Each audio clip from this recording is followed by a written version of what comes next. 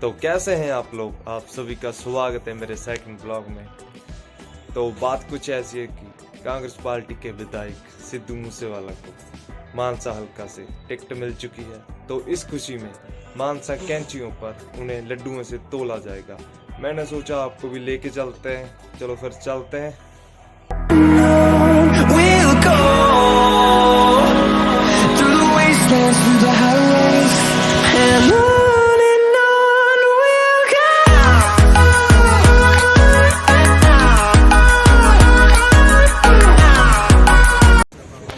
आओ जी आओ सेट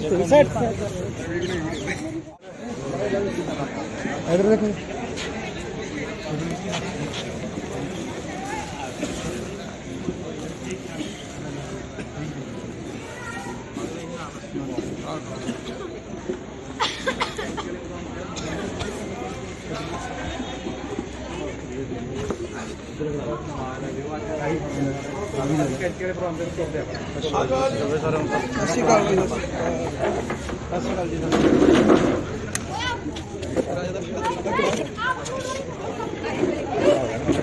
संत कही रो संत ਇਹ ਵੀ ਦੇਖਦੇ ਆ ਵੀ ਤੁਹਾਡਾ ਕਿੰਨਾ ਪਿਆਰ ਹੈ, ਕਿੰਨੀ ਸ਼ਿੱਦਤ ਨਾਲ ਤੁਸੀਂ ਸਾਰੇ ਉਮੀਦ ਬੈਠੇ ਹੋ। ਸੋ ਆਪਾਂ ਹੁਣ ਇਹ ਜ਼ਿੰਦਗੀ ਜਿਹੜੀ ਹੈ ਉਹ ਖਤਮ ਕਰੀਏ ਤੇ ਮੈਂ ਬੇਨਤੀ ਕਰੂੰਗਾ ਸਾਡੇ ਵੀ ਸਾਡੇ ਮਾਨਸਾ ਦੇ ਕਾਂਗਰਸ ਦੇ ਕੈਂਡੀਡੇਟ ਸ਼ੋਭੀ ਸਿੱਧੂ ਮੂਸੇਵਾਲਾ ਕਿ ਉਹ ਆ ਕੇ ਤੁਹਾਡਾ ਮੇਰੇ ਵਿਚਾਰ ਸਾਂਝੇ ਕਰਨ। ਸ਼ੋਭੀ ਸਿੰਘ ਸਿੱਧੂ ਮੂਸੇਵਾਲਾ ਇੱਕ ਵਾਰੀ ਮੇਰੀ ਬੇਨਤੀ ਹੈ ਵੀ ਸਾਰੇ ਕੁਰਸੀਆਂ ਦੇ ਜ਼ਰੂਰ ਬੈਠੇ ਪਰ ਤੁਹਾਡਾ ਗੱਲ ਕਰਨੀ ਵੀ ਔਖੀ ਹੈ ਨਾ। ਜਿਹੜੇ ਮੇਰੇ ਖੜੇ ਨੇ ਮੇਰੀ ਬੇਨਤੀ ਹੈ ਆਓ ਜੀ। ਬਹੁਤ ਬਹੁਤ ਧੰਨਵਾਦ ਸਾਰੇ ਭਰਾਵਾਂ ਦਾ ਜਿਨ੍ਹਾਂ ਨੇ ਵਧੀਆ ਇੰਨਾ ਵਧੀਆ ਪ੍ਰੋਗਰਾਮ ਤੁਹਾਡੇ ਸਾਰਿਆਂ ਦੇ ਸਨਮੁਖ ਕੀਤਾ। ਸੋ ਗੱਲ ਤੁਹਾਡੇ ਸਾਰਿਆਂ ਸਾਹਮਣੇ ਵੋਟਾਂ ਆ ਗਈਆਂ ਤੇ ਵੋਟਾਂ 'ਚ ਵੱਖ ਪਾਰਟੀਆਂ ਪ੍ਰਚਾਰ ਕਰ ਰਹੀਆਂ, ਸਾਰਿਆਂ ਦੀ ਡਿਊਟੀ ਹੈ ਤੇ ਮੇਰੀ ਡਿਊਟੀ ਲੱਗੀ ਹੈ ਕਾਂਗਰਸ ਪਾਰਟੀ ਬਣੀ, ਮੈਂ ਇਸ ਦਾ ਐਮਐਲਏ ਦੀ ਸੀਟ ਲੜ ਰਿਹਾ। ਸੋ ਗੱਲਾਂ ਮੋਟੀਆਂ ਨੇ, ਕੋਈ ਜ਼ਿਆਦਾ ਮੈਨੂੰ ਤੁਹਾਨੂੰ ਐਕਸਪਲੇਨ ਕਰਨ ਦੀ ਜ਼ਰੂਰਤ ਨਹੀਂ। ਮਾਨਸਾ ਦੀ ਕੀ ਸਿਚੁਏਸ਼ਨ ਹੈ ਪਿਛਲੇ 15-20 ਸਾਲਾਂ ਤੋਂ ਸਾਡੇ ਸਾਰਿਆਂ ਸਾਹਮਣੇ ਹੀ ਹੈ। ਇੱਕ ਮੀਂਹ ਆ ਜਾਂਦਾ ਸਾਰਾ ਮਾਨਸਾ ਡੁੱਬ ਜਾਂਦਾ ਸਾਰਾ। ਮੈਂ 12 ਸਾਲ ਇੱਥੇ ਪੜ੍ਹਿਆ, ਮੇਰਾ ਬਚਪਨ ਇੱਥੇ ਬੀਤਿਆ ਇਸ ਸ਼ਹਿਰ ਦੇ ਵਿੱਚ। 12 ਮੇਰੀਆਂ ਮੁੱਢਲੀ ਸਿੱਖਿਆ ਦੀਆਂ ਮੈਂ ਇੱਥੋਂ ਕਰੀਆਂ, ਉਸ ਤੋਂ ਬਾਅਦ ਮੈਂ ਲੁਧਿਆਣੇ ਪੜ੍ਹਿਆ। ਸੋ ਮੇਰਾ ਬਚਪਨ, ਮੇਰੀ ਜਵਾਨੀ ਇੱਥੇ ਬੀਤੀ ਹੈ। ਮੈਂ ਇੱਥੇ ਧੱਕੇ ਖਾਧੇ ਤੇ ਸਕਸੈਸਫੁਲ ਹੋਣ ਤੋਂ ਬਾਅਦ ਵੀ ਆਪਣਾ ਮਿਊਜ਼ਿਕ ਕਰੀਅਰ ਵੀ ਵਧੀਆ ਜਦੋਂ ਪੀਕ ਤੇ ਚਲਾ ਗਿਆ। ਹੁਣ ਵੀ ਮੈਂ ਆਪਦੇ ਲੋਕਾਂ ਦੇ ਵਿੱਚ, ਆਪਦੇ ਸ਼ਹਿਰ ਦੇ ਵਿੱਚ ਹੀ ਰਹਿ ਰਿਹਾ। ਸੋ ਇਹ ਕੋਈ ਨਵੀਂ ਗੱਲ ਨਹੀਂ, ਕੋਈ ਮੇਰੇ ਤੋਂ ਅਣਜਾਣੀ ਗੱਲ ਨਹੀਂ। ਬੇਸ਼ੱਕ ਲੋਕਾਂ ਵੱਲੋਂ ਸਾਡੇ ਤੇ ਤਵਾ ਲਾਇਆ ਗਿਆ ਕਿ ਇਹ ਬਾਹਰ ਦੇ ਨੇ, ਪਰ ਮੈਂ ਦੱਸਣਾ ਚਾਹੁੰਦਾ ਕਿ ਮੇਰਾ ਪਿੰਡ 8 ਕਿਲੋਮੀਟਰ ਹੀ ਹੈ, ਸਾਨੂੰ ਜ਼ਿਲ੍ਹਾ ਮਾਨਸਾ ਪੈਂਦਾ। ਭਾਵੇਂ ਹਲਕਾ ਸੀ ਸਲੂਗੜ੍ਹ ਦੇ ਵਿੱਚ ਸਾਡਾ ਪਿੰਡ ਆ ਜਾਂਦਾ ਸਬ ਡਿਵੀਜ਼ਨ ਦੇ ਵਿੱਚ, ਪਰ ਜ਼ਿਲ੍ਹਾ ਸਾਡਾ ਮਾਨਸਾ। 2017 ਤੋਂ ਮੇਰਾ ਮਿਊਜ਼ਿਕ ਕਰੀਅਰ ਸਟਾਰਟ ਹੋਇਆ ਤੇ ਪਹਿਲੇ ਦਿਨ ਦੇ ਵਿੱਚੋਂ ਹੀ ਅਸੀਂ ਇਹ ਗੱਲ ਦਾ ਦਾਅਵਾ ਰੱਖਿਆ ਵੀ ਭਾਈ ਅਸੀਂ ਮਾਨਸਾ ਤੋਂ ਹਾਂ, ਸਾਡੇ ਇਹੋ ਜਿਹੇ ਪਿੰਡ ਨੇ, ਸਾਡੇ ਇਹੋ ਜਿਹੇ ਲੋਕ ਨੇ। ਹੁਣ ਜੇ ਕੋਈ ਕਾਰ ਵੀ ਬਾਹਰ ਵੇਚਣ ਜਾਂਦਾ PV 31 ਨੰਬਰ ਤੇ ਤਾਂ ਲੱਖ ਰੁਪਈਆ ਮਹਿੰਗੀ ਵਿਕਦੀ ਹੈ, ਅਗਲਾ ਕਹਿੰਦਾ ਵੀ ਮਾਨਸਾ ਤੋਂ ਆਏ। ਸੋ ਰੈਪੂਟੇਸ਼ਨ ਬਣਾਉਣ ਦੇ ਵਿੱਚ ਅਸੀਂ ਕੋਈ ਕਸਰ ਨਹੀਂ ਛੱਡੀ ਤੇ ਅੱਗੇ ਵੀ ਨਹੀਂ ਛੱਡਾਂਗੇ। ਜ਼ੋਰ ਲਾਇਆ, ਇਸ ਇਲਾਕੇ ਦਾ ਨਾਮ ਬਣਾਇਆ ਤੇ ਸਾਨੂੰ ਮਾਣ ਹੈ। ਅਸੀਂ ਇੱਥੋਂ ਦੇ ਵਸਨੀਕ ਹਾਂ, ਇੱਥੋਂ ਦੀ ਮਿੱਟੀ ਨੇ ਸਾਨੂੰ ਇਹੋ ਜਿਹਾ ਤਾਕਤਵਰ ਬਣਾਇਆ ਕਿ ਅਸੀਂ ਕਿਸੇ ਵੀ ਵਿਰੋਧ ਦਾ, ਕਿਸੇ ਵੀ ਤੂਫਾਨ ਦਾ ਹੱਸ ਕੇ ਮੁਕਾਬਲਾ ਕਰ ਸਕਦੇ ਹਾਂ। ਪਰ ਇਹ ਜੰਗ ਥੋੜੀ ਜਿਹੀ ਟੇਢੀ ਹੈ। ਟੇਢੀ ਤਾਂ ਹੈ ਕਿਉਂਕਿ ਇਹ ਰਾਜਨੀਤਿਕ ਹੈ ਤੇ ਜਦੋਂ ਰਾਜਨੀਤੀ ਨਾਲ ਜੁੜ ਜਾਂਦੀ ਹੈ ਤਾਂ ਸਾਜ਼ਿਸ਼ਾਂ, ਅਫਵਾਹਾਂ, ਬਦਨਾਮੀਆਂ ਹਵਾ ਦੇ ਵਿੱਚ ਕੂੜੇ ਕਰਕਟ ਵਾਂਗੂ ਟਰੈਵਲ ਕਰਦੀਆਂ ਨੇ। ਸੋ ਕਿਤੇ ਇਹ ਗੱਲਾਂ ਨਾ ਹੁਣ ਸੋਸ਼ਲ ਮੀਡੀਆ ਤੇ ਅੱਜ ਕੱਲ੍ਹ ਬਹੁਤ ਕੁਛ ਆ ਰਿਹਾ, ਸਿੱਧੂ ਮੂਸੇਵਾਲੇ ਦਾ ਇੱਥੇ ਵਿਰੋਧ ਹੋ ਗਿਆ, ਉੱਥੇ ਵਿਰੋਧ ਹੋ ਗਿਆ। ਇਹ ਵਿਰੋਧ ਸਿਰਫ ਅਖਬਾਰਾਂ 'ਚ ਹੈ, ਖਬਰਾਂ 'ਚ ਹੈ, ਕਿਉਂਕਿ ਮੈਂ ਇਸ ਇਲਾਕੇ ਦਾ ਤੇ ਇਲਾਕਾ ਮੇਰਾ, ਮੈਂ ਲੋਕਾਂ ਦੇ ਵਿੱਚ ਵਿਚਰਦਾ, ਹਰੇਕ ਥਾਂ ਤੇ ਜਾਂਦਾ। ਵਿਰੋਧ ਸਿਰਫ ਉਹਨਾਂ ਵੱਲੋਂ ਕੀਤਾ ਜਾਂਦਾ ਜਿਨ੍ਹਾਂ ਦੀਆਂ ਦੁਕਾਨਾਂ ਬੰਦ ਹੁੰਦੀਆਂ ਨੇ। ਮੇਰੀ ਕੋਈ ਇਹ ਜ਼ਰੂਰਤ ਨਹੀਂ ਸੀ ਕਿ ਮੈਂ ਇਸ ਖੇਤਰ ਦੇ ਵਿੱਚ ਆਵਾਂ, ਪਰ ਮੈਂ ਆਪਣੀ ਰਿਸਪੌਂਸਿਬਿਲਿਟੀ ਸਮਝੀ। ਕਿਉਂਕਿ ਜੇ ਆਪਾਂ ਕੁੱਤਾ ਵੀ ਜੇ ਆਪਾਂ ਕਹੀਏ ਵੀ ਬੈਠਦਾ ਤਾਂ ਪੂਛ ਮਾਰ ਕੇ ਬੈਠਦਾ, ਜਗ੍ਹਾ ਨੂੰ ਬੈਠਣਾ ਨੂੰ ਸਾਫ਼ ਕਰਕੇ ਬੈਠਦਾ। ਫਿਰ ਅਸੀਂ ਤਾਂ ਇਨਸਾਨ ਆ, ਅਸੀਂ ਮੈਂ ਰਹਿੰਦੀ ਪੂਰੀ ਜ਼ਿੰਦਗੀ ਆਪਣੀ ਇੱਥੇ ਬਤਾਉਣੀ ਹੈ ਤਾਂ ਕਿਉਂ ਨਾ ਅਸੀਂ ਇੱਥੋਂ ਦੀ ਜ਼ਿੰਮੇਵਾਰੀ ਨਹੀਂ ਚੱਕੀਏ। ਮੇਰਾ ਸਿਰਫ ਇਹੀ ਮਨਸ਼ਾ ਸੀ। ਸੋ ਅੱਜ ਇਹ ਲੋਕ ਗੱਲਾਂ ਕਰਦੇ ਨੇ ਵੀ ਆਮ ਆਦਮੀ, ਮੈਂ ਪੁੱਛਣਾ ਚਾਹੁੰਦਾ ਵੀ ਮੇਰੇ ਤੋਂ ਬਾਅਦ ਆਮ ਆਦਮੀ ਕੌਣ ਆ?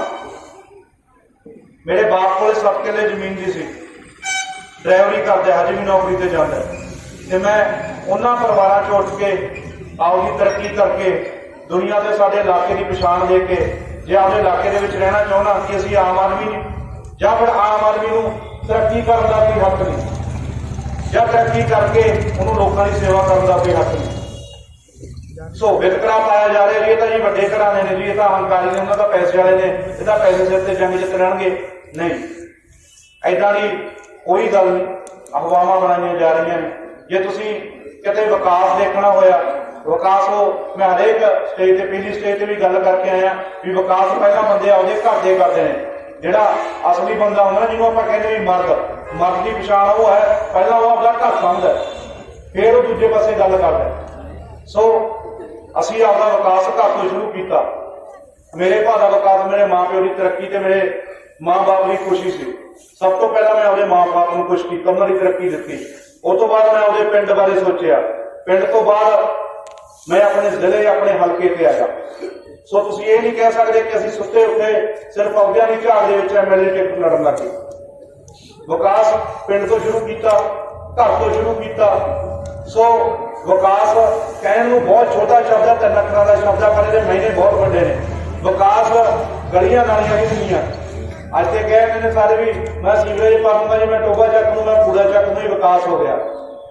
ਵਿਕਾਸ ਦਾ ਮਤਲਬ ਇਹ ਹੈ ਸਾਡੀ ਸੋਚ ਦਾ ਲੈਵਲ, ਸਾਡੀ ਸੋਚ ਦਾ ਪੱਧਰ। ਅਸੀਂ ਕਿੰਨੀ ਸਾਡੀ ਸੋਚ ਕਿੱਥੇ ਜਾ ਕੇ ਅਸੀਂ ਸੋਚਦੇ ਹਾਂ, ਕਿਹੜੇ ਲੈਵਲ ਤੇ ਜਾ ਕੇ ਅਸੀਂ ਸੋਚਦੇ ਹਾਂ। ਪਰ ਤਰਾਸ ਦੀ ਵੀ ਗੱਲ ਹੈ ਕਿ ਅਸੀਂ ਸਿਰਫ ਗਲੀਆਂ ਨਾਲੀਆਂ ਤੱਕ ਹੀ ਰਹਿ ਗਏ, ਅਸੀਂ ਗ੍ਰਾਂਟਾਂ ਪਿੱਛੇ ਲੜਨ ਜੋਗੀ ਰਹਿ ਗਏ। ਸ਼ਾਇਦ ਕਿਸੇ ਨੂੰ ਪਤਾ ਹੋਵੇ ਕਿ ਮਾਨਸਾ ਦੀਆਂ ਲੋੜਾਂ ਕੀ ਨੇ। ਤਲਵੰਡੀ ਸਾਬੋ ਇੱਕ ਛੋਟਾ ਜਿਹਾ ਬਲਾਕ ਹੈ, ਮਾਨਸਾ ਦੇ ਹਿਸਾਬ ਨਾਲ ਬਹੁਤ ਛੋਟਾ ਹੈ। ਉੱਥੇ ਇੱਕ ਹਸਪਤਾਲ ਹੈ ਸਰਕਾਰੀ ਬੜਾ, 2 ਯੂਨੀਵਰਸਿਟੀਆਂ ਨੇ, ਇੱਕ ਯਾਦਵਿੰਦਰਾ, ਇੱਕ ਗੁਰੂ ਕਾਸ਼ੀ, ਤੇ ਸਾਡਾ ਮਾਨਸਾ ਤੋਂ ਦੁੱਗਣੇ ਆਬਾਦੀ ਵਾਲਾ। ਮਾਨਸਾ ਕੋਲੇ ਕਿੰਨੇ ਕਾਲਜ ਯੂਨੀਵਰਸਿਟੀਆਂ? ਸਿਰਫ ਇੱਕ, ਨਹਿਰੂ ਕਾਲਜ। ਉੱਥੇ ਵੀ ਲਾਇਬ੍ਰੇਰੀਅਨ ਨਹੀਂ, ਰੈਗੂਲਰ ਪ੍ਰੋਫੈਸਰ ਨਹੀਂ, ਕੋਈ ਸੁਪਰਡੈਂਟ ਨਹੀਂ, ਕੋਈ ਕਿਸੇ ਦੀ ਤਨਖਾਹ ਨਹੀਂ ਆ ਰਹੀ। ਸੋ ਆਹ ਮਾਮਲੇ ਸਾਡੇ ਕਾਲਜਾਂ ਦੇ। ਹਸਪਤਾਲ ਜਿੱਥੇ ਕੋਈ ਡਾਇਲਿਸਿਸ ਮਸ਼ੀਨ ਨਹੀਂ, 2 ਬਲਾਕਾਂ ਕੋਲੇ ਇੱਕ ਹਸਪਤਾਲ ਜੋ ਇਧਰੋਂ ਆਪਰੀਏ ਤੋਂ ਸਟਾਰਟ ਹੁੰਦਾ, ਇਧਰੋਂ ਭਾਈ ਦੇਸੇ ਤੋਂ ਸਟਾਰਟ ਹੁੰਦਾ, ਉਧਰੋਂ ਢਾਈਫੀ ਤੋਂ ਸਟਾਰਟ ਹੁੰਦਾ ਸਾਡਾ ਹਲਕਾ। ਸਿਰਫ ਇੱਕ ਹਸਪਤਾਲ, ਉਹਦੇ ਵਿੱਚ ਵੀ ਕੋਈ ਡਾਇਲਿਸਿਸ ਨਹੀਂ, ਕੋਈ ਬਾਰ ਅਟੈਂਡੈਂਟ ਨਹੀਂ। ਤੇ ਇਹ ਸਾਡੀਆਂ ਲੋੜਾਂ ਨੇ। ਜੇ ਵਿਕਾਸ ਕਰਨਾ ਹੈ, ਵਿਕਾਸ ਦੇ ਵਿੱਚ ਹੈਲਥ ਤੇ ਐਜੂਕੇਸ਼ਨ ਸਭ ਤੋਂ ਮੋਸਟ ਇੰਪੋਰਟੈਂਟ ਪਾਰਟ ਨੇ। ਮੈਂ 12ਵੀਂ ਕੀਤੀ ਇੱਥੋਂ ਨਾਨ ਮੈਡੀਕਲ ਦੀ। ਜੇ ਮੇਰੇ ਸ਼ਹਿਰ ਦੇ ਵਿੱਚ ਕਾਲਜ ਹੁੰਦਾ ਨਹੀਂ ਇੰਜੀਨੀਅਰਿੰਗ ਦਾ, ਮੈਨੂੰ ਲੁਧਿਆਣੇ ਜਾ ਕੇ ਪੜ੍ਹਨ ਦੀ ਕੀ ਲੋੜ ਸੀ? ਜੇ ਪੜ੍ਹਾਈ ਕਰਕੇ ਨੌਕਰੀ ਮਿਲੀ ਹੁੰਦੀ ਤਾਂ ਸਾਨੂੰ ਬਾਹਰ ਜਾਣ ਦੀ ਕੀ ਲੋੜ ਸੀ? ਚਲੋ ਉਹ ਸਾਡੀ ਕਿਸਮਤ ਸੀ। ਮੈਂ ਤਾਂ ਮੇਰੇ ਪਿਓ ਨੇ ਕਰਜ਼ਾ ਚੱਕ ਕੇ ਮੈਨੂੰ ਪੜ੍ਹਾਤਾ।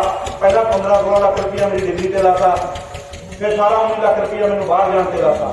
ਪਰ ਮੈਨੂੰ ਨਹੀਂ ਲੱਗਦਾ ਹਰੇਕ ਬੰਦਾ 50-50, 40-40 ਲੱਖ ਰੁਪਏ ਦਾ ਕਰਜ਼ਾ ਅਫੋਰਡ ਕਰ ਸਕਦਾ। ਕੱਲ ਨੂੰ ਤੁਹਾਡੇ ਵੀ ਬੱਚੇ ਜਵਾਨ ਹੋਣਗੇ, ਉਹਨਾਂ ਨੇ ਵੀ ਪੜ੍ਹਨਾ ਤੇ ਉਹਨਾਂ ਨੇ ਪੁੱਛਣਾ ਪਾਪਾ ਆਪਣੇ ਸ਼ਹਿਰ ਚ ਕਾਲਜ ਕਿਉਂ ਨਹੀਂ, ਕੀ ਜਵਾਬ ਦੇਵਾਂਗੇ ਆਪਾਂ? ਸੋ ਵਕਤ ਹੈ, ਵਕਤ ਦੀ ਨਬਜ਼ ਨੂੰ ਸਮਝੋ। ਇੱਥੇ ਪਾਰਟੀਆਂ ਸਿਆਸਤ ਕਰਦੀਆਂ ਨੇ ਛੋਟੀਆਂ ਗੱਲਾਂ ਦੇ, ਤੇਰੀ ਗਲੀ ਬਣਾਉਂ, ਤੇਰੀ ਨਾਲੀ ਬਣਵਾ ਦੂੰ। ਗਲੀਆਂ ਨਾਲੀਆਂ ਨੇ ਵਿਕਾਸ ਨਹੀਂ ਕਰਨਾ, ਤੇ ਨਾ ਗਲੀਆਂ ਨਾਲੀਆਂ ਕਦੇ ਪੂਰੀਆਂ ਹੋਣ। ਇਹ ਇੱਕ ਬਣੂ 2 ਟੁੱਟਣਗੀਆਂ, 2 ਬਣਨਗੀਆਂ 4 ਟੁੱਟਣਗੀਆਂ। ਇਹ ਸਾਰੀ ਜ਼ਿੰਦਗੀ ਚੱਲਦਾ ਰਹਿਣਾ। ਸੋ ਅੱਜ ਸਾਨੂੰ ਵਕਤ ਦੀ ਲੋੜ ਹੈ। ਸਾਡੇ ਮੱਥੇ ਤੇ ਇੱਕ ਛੋਟਾ ਜਿਹਾ ਟੁਕੜਾ ਲਾਇਆ ਹੋਇਆ ਕਾਗਜ਼ ਦਾ, ਬੈਕਵਰਡ, ਪਛੜੇ ਹੋਏ ਕਿਹੜੇ ਪਾਸੋਂ ਤੁਸੀਂ? ਕੀ ਸਾਡੇ ਕੋਲੇ ਪੂਰੇ ਅੰਗ ਨਹੀਂ? ਕੀ ਸਾਡੇ ਕੋਲੇ ਸੋਚ ਨਹੀਂ? ਕੀ ਸਾਡਾ ਦਿਮਾਗ ਅੱਧਾ? ਸਾਨੂੰ ਪਛੜੇ ਕਹਿੰਦੇ ਨੇ ਵੀ ਇਹਨਾਂ ਕੋਲੇ ਇੱਕ ਝੰਡੇ ਥੱਲੇ ਇਕੱਠੇ ਨਹੀਂ ਹੋ ਸਕਦੇ। ਇਹਨਾਂ ਨੂੰ ਇਹੀ ਸਮਝ ਨਹੀਂ ਆਉਣੀ ਵੀ ਸਾਨੂੰ ਕਿਹੜਾ ਬੰਦਾ ਸਾਡੇ ਫਾਇਦੇ 'ਚ ਹੈ, ਕਿਹੜਾ ਬੰਦਾ ਸਾਡੇ ਨੁਕਸਾਨ 'ਚ ਹੈ। ਜਦੋਂ ਸਾਡੇ ਕਾਂਗਰਸ ਦੀ ਸਰਕਾਰ ਆਉਂਦੀ ਹੈ, ਅਸੀਂ ਆਮ ਆਦਮੀਆਂ ਨੂੰ ਜਿਤਾ ਦਿੰਦੇ ਹਾਂ। ਜਦੋਂ ਸਾਡੇ ਅਕਾਲੀ ਦਲ ਦੀ ਸਰਕਾਰ ਆਉਂਦੀ ਹੈ, ਕਾਂਗਰਸ ਵਾਲੇ ਨੂੰ ਜਿਤਾ ਦਿੰਦੇ ਹਾਂ। ਅਸੀਂ ਬੰਦੇ ਹੀ ਨਹੀਂ ਦੇਖਦੇ। ਵੀ ਕਿਹੜਾ ਕਿਹਦੀ ਵੈਲਿਊ ਹੈ। ਕੀ ਜੇ ਸਿੱਧੂ ਮੂਸੇਵਾਲੇ ਦੀ ਸਰਕਾਰ ਕਾਂਗਰਸ ਹੈ ਜਿਹਦੀ ਸਰਕਾਰ ਨਾ ਹੀ ਕੱਲ੍ਹ ਨੂੰ ਇਹਦੀ ਵੈਲਿਊ ਹੈ ਕਿ ਇਹ ਕੰਮ ਕਰਵਾ ਸਕਦਾ ਹੈ। ਜੇ ਪ੍ਰੇਮ ਅਰੋੜੇ ਦੀ ਅਕਾਲੀ ਦਲ ਦੀ ਸਰਕਾਰ ਨਹੀਂ ਬਣਦੀ ਕਿ ਪ੍ਰੇਮ ਅਰੋੜਾ ਕੰਮ ਕਰਵਾ ਸਕਦਾ। ਜੇ ਵਿਜੇ ਸਿੰਘ ਦੀ ਆਮ ਆਦਮੀ ਦੀ ਸਰਕਾਰ ਨਹੀਂ ਬਣਦੀ ਕਿ ਉਹ ਕੰਮ ਕਰਵਾ ਸਕਦਾ। ਜੇ ਸਰਕਾਰ ਤੋਂ ਬਿਨਾਂ ਵੀ ਕਿ ਉਹਨੂੰ ਸ਼ਹਿਰ ਦੇ ਬਾਰਡਰ ਤੋਂ ਬਾਹਰ ਕੋਈ ਬੰਦਾ ਜਾਣਦਾ ਕਿ ਉਹਨੂੰ ਪੰਜਾਬ ਲੈਵਲ ਤੱਕ ਕੋਈ ਜਾਣਦਾ, ਕੋਈ ਉਹਨੂੰ ਇੰਟਰਨੈਸ਼ਨਲ ਲੈਵਲ ਤੱਕ ਜਾਣਦਾ ਕਿ ਉਹ ਸਾਡੀ ਆਵਾਜ਼ ਕੱਲ੍ਹ ਨੂੰ ਜੇ ਪ੍ਰਧਾਨ ਮੰਤਰੀ ਮੂਹਰੇ ਖੜਨਾ ਪੈ ਗਿਆ ਕਿ ਉਹ ਪ੍ਰਧਾਨ ਮੰਤਰੀ ਮੂਹਰੇ ਆਵਾਜ਼ ਸਾਡੀ ਚੱਕ ਸਕਦਾ। ਬਹੁਤ ਗੱਲਾਂ ਨੇ ਜੇ ਦੇਖਣੀਆਂ ਹੋਣ ਤਾਂ ਬਹੁਤ ਕੁਛ ਹੈ। ਸੋ ਬਾਬੇ ਨਾਨਕ ਦੀ 13 ਪੁੱਤਰਾਂ ਵਾਲੀ ਤੱਕੜੀ ਰੱਖਿਆ ਕਰੋ ਕੋਲੇ। ਬੰਦਿਆਂ ਦੇ ਕਿਰਦਾਰ ਤੋਲਣੇ ਜ਼ਰੂਰੀ ਹੈ। ਕਿਹਦੀ ਝੋਲੀ 'ਚ ਕਿੰਨੇ ਕੁ ਦਾਣੇ ਨੇ। ਇੱਥੇ ਹੋ ਸਕਦਾ ਮੈਂ ਸ਼ਹਿਰ 'ਚ ਘੱਟ ਵਿਚ ਰਿਹਾ ਹੋਵਾਂ, ਹੋ ਸਕਦਾ ਮੈਂ ਇੰਨੇ ਲੋਕਾਂ ਦੇ ਵਿੱਚ ਨਾ ਗਿਆ ਹੋਵਾਂ, ਪਰ ਮੈਂ ਧੱਕੇ ਬਹੁਤ ਖਾ ਲਏ। ਸਾਰੀ ਦੁਨੀਆ ਘੁੰਮਣੀ, ਘਰ ਘਰ ਦਾ ਪਾਣੀ ਪੀ ਲਿਆ। ਤੇ ਸਾਨੂੰ ਕੁਝ ਕੁ ਲੋਕ ਇਹ ਕਹਿ ਰਹੇ ਨੇ ਕਿ ਤੁਸੀਂ ਸ਼ਹਿਰ ਦੇ ਨਹੀਂ, ਤੁਸੀਂ ਇੱਥੋਂ ਨਹੀਂ, ਤੁਸੀਂ ਉੱਥੋਂ ਨਹੀਂ। ਪਰ ਅਸੀਂ ਦੁਨੀਆ ਤੇ ਕਿਸੇ ਵੀ ਦੇਸ਼ ਦੇ ਵਿੱਚ ਤੁਸੀਂ ਜਾ ਕੇ ਪੁੱਛੋਗੇ ਨਾ ਵੀ ਮੂਸਾ ਤੇ ਮਾਨਸਾ ਕਿੱਥੇ ਹੈ, ਤੁਹਾਨੂੰ ਬੱਚਾ ਵੀ ਦੱਸ ਦੂਗਾ। ਸਾਡਾ ਸ਼ਹਿਰ, ਸਾਡਾ ਇਲਾਕਾ ਕਿਸੇ ਪਹਿਚਾਣ ਦਾ ਮੁਹਤਾਜ ਨਹੀਂ ਰਿਹਾ। ਇਹ ਸਾਡੀ ਕੈਪੇਬਿਲਿਟੀ ਹੈ, ਇਹ ਸਾਡੀ ਕ੍ਰੈਡੀਬਿਲਿਟੀ ਹੈ, ਇਹ ਰੈਜ਼ਿਊਮੇ ਅਸੀਂ ਬਣਾਇਆ ਹੈ।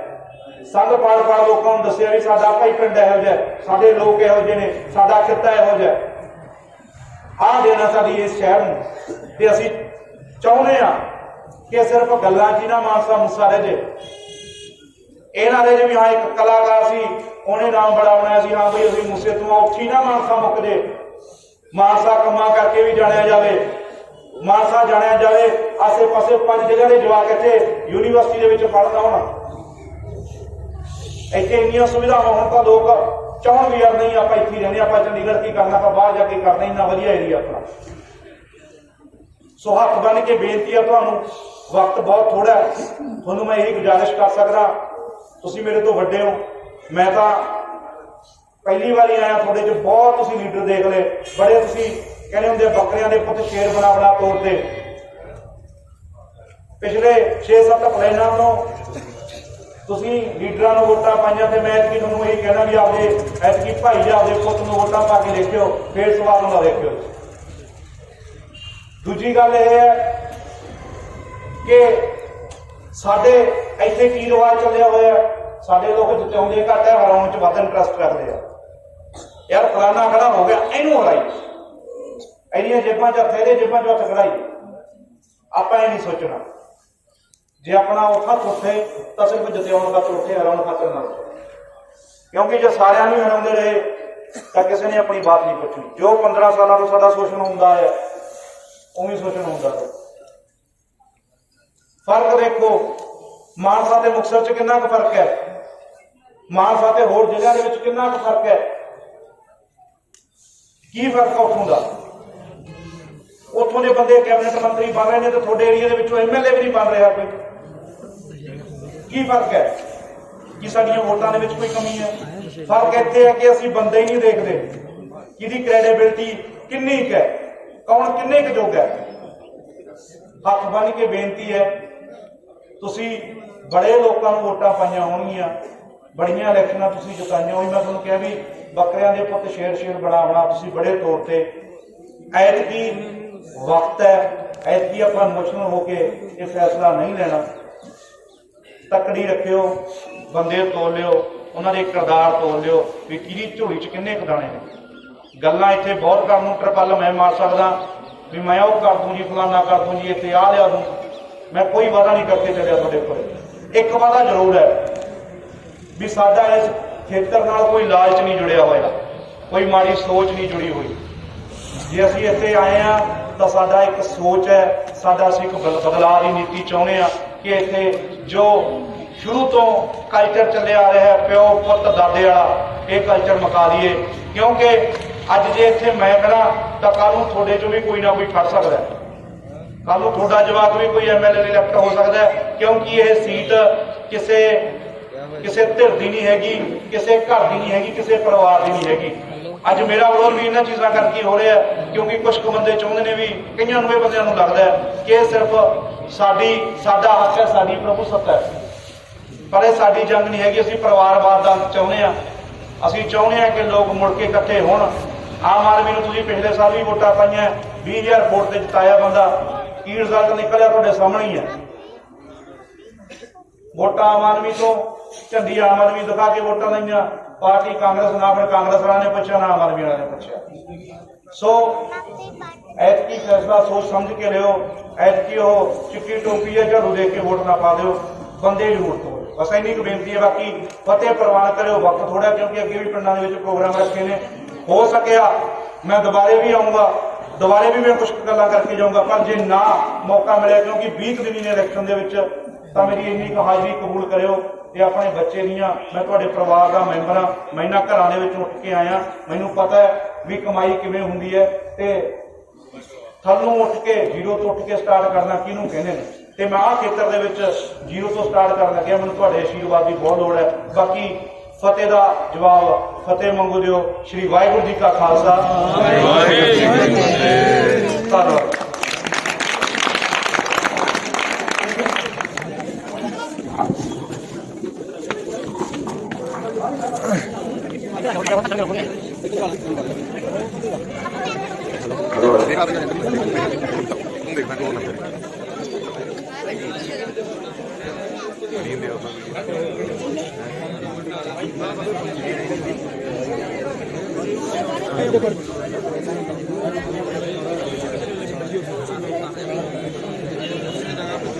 ਮਾੜਾ ਜਿਹਾ ਇੱਧਰ ਨੂੰ ਹੋਈ ਮਾੜਾ ਦਿਖਾ ਦੇ। ਮੈਂ ਤਾਂ ਕਹਿੰਦਾ ਮਾਮਲੇ 'ਚ ਭਾਰ ਖਾਦਾ ਹੈਗਾ ਕਿਤੇ ਆ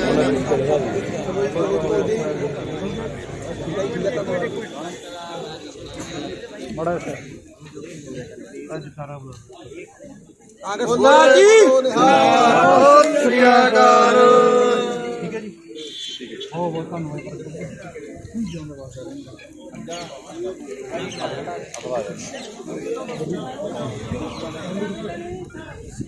तो खड़े कर लो।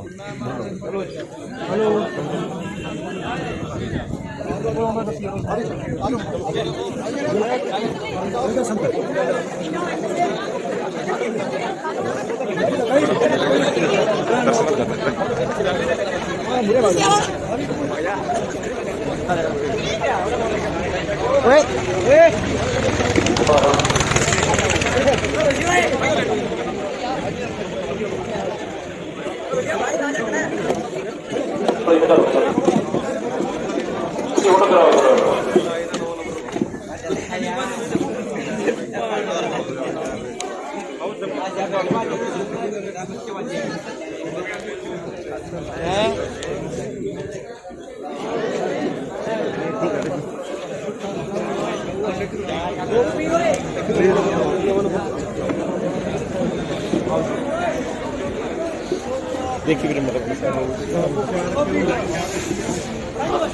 ठीक है भाई।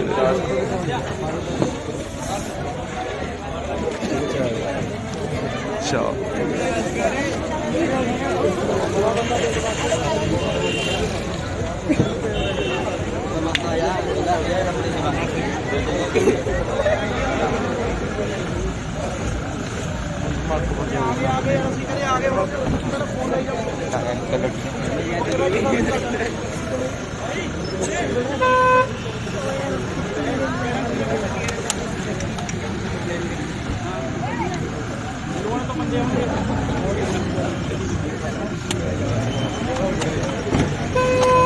Yeah.